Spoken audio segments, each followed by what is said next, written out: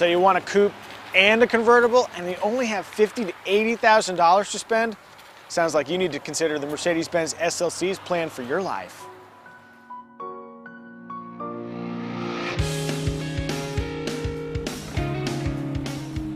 Formerly known as the SLK, the SLC is a rear-wheel drive, two-seat convertible that comes in two forms: the SLC 300, featuring a 2-liter turbocharged 4-cylinder, and the racier AMG SLC 43, with its bi-turbo 3-liter V6.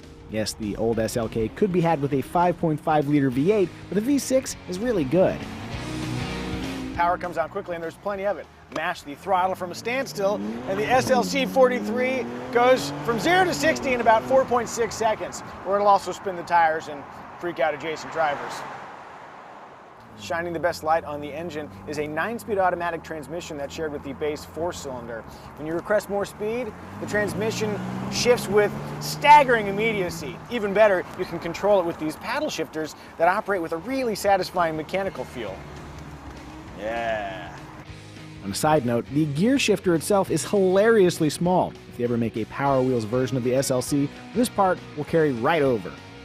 The SLC 43 has a notable power advantage over its 4-cylinder sibling, but it also rides on a much stiffer suspension, and that stiffness, while enhancing its dynamic abilities, also enhances the imperfections of the road.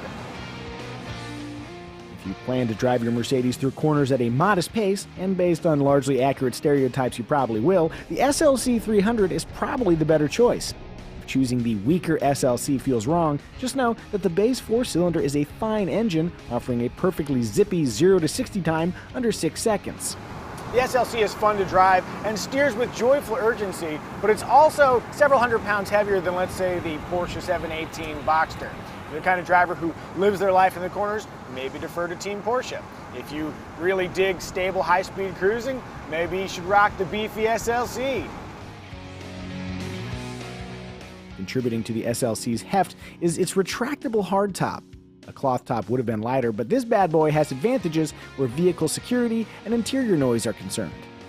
Dropping the top takes 20 seconds and can be performed at speeds up to 25 miles per hour, whereas raising the top can take place at speeds up to 0 miles per hour. Of course, with the top lowered, the 10.1 cubic foot trunk's capacity drops by nearly half, and whatever you're loading has to fit through here.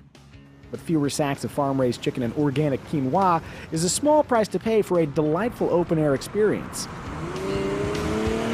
With the top down, air flows smoothly around the cabin, especially if you put the windows up. But more importantly, your view out is not penned in by the header. It feels open and connected to the world outside, and isn't that the point of a convertible? I will answer my question. Yes, that is the point of a convertible. Even with the top up, you can still enjoy the scenery above. A $2,500 electrochromic roof panel, unfortunately dubbed Magic Sky Control, transforms from deeply tinted to mostly clear with the push of a button. It's a cool trick guaranteed to modestly impress whoever occupies the passenger seat. Also impressing that lucky passenger is a cabin that's very hard to criticize. But I will try. The climate control knobs feel plasticky and cheap, which is a shame because A, you're going to touch them all the time, and B, they're surrounded by a very well-appointed interior. I rarely use the word classy without a ton of irony, but in this case, it definitely applies. For most humans, the interior is right-sized, but if you're particularly tall, double-check the headspace. For all of us who do fit, well-contoured seats help ensure long-haul comfort, while decent-sized storage cubbies and nooks impart the cabin with a dose of practicality. In roughly $49,000 base guise, the GLC 300 comes with 8-way power seats, a backup camera, a standard glass panel roof, and an automatic engine start-stop system that helps save fuel and works well enough that I don't hate it. And while we're on the subject, here are the fuel economy figures, just in case you care. Oddly, to get keyless access with push-button start, a standard feature on a $23,000 Buick Encore, you have to spend thousands of dollars on an option package that also adds Harman Kardon surround sound, heated seats, and air scarf, a feature that blasts your neck region with toasty air on blustery days. That sounded sarcastic, but it really is a lovely feature.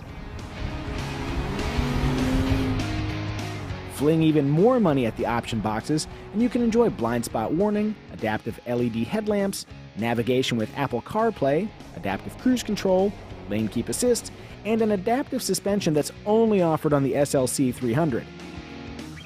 Without restraints, you can easily add 10 grand to the cost of your SLC. The same holds true for the AMG SLC 43, whose price starts closer to $61,000. Speaking of the SLC 43, it is the lone recipient of a $2,800 AMG handling package that adds a performance steering wheel, red brake calipers, and, the muse to amateur racers everywhere, a limited slip differential. Tempting alternatives like the BMW Z4 and Audi TT Roadster each start within a few $1,000s of the SLC 300's base price, while the brilliant handling and utterly sexy Porsche 718 Boxster kicks things off at a rich $57,000.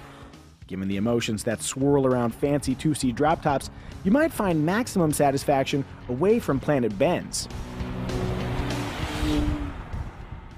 But if you find yourself drawn to the SLC, there's no reason to hide your love. It's competitively priced, it's fun and attractive, especially with the top down. The interior is fantastic, and it should hold its value reasonably well. If you want an SLC, buy an SLC. Who knows, maybe your life could become as thrilling as our closing montage. Cue the montage.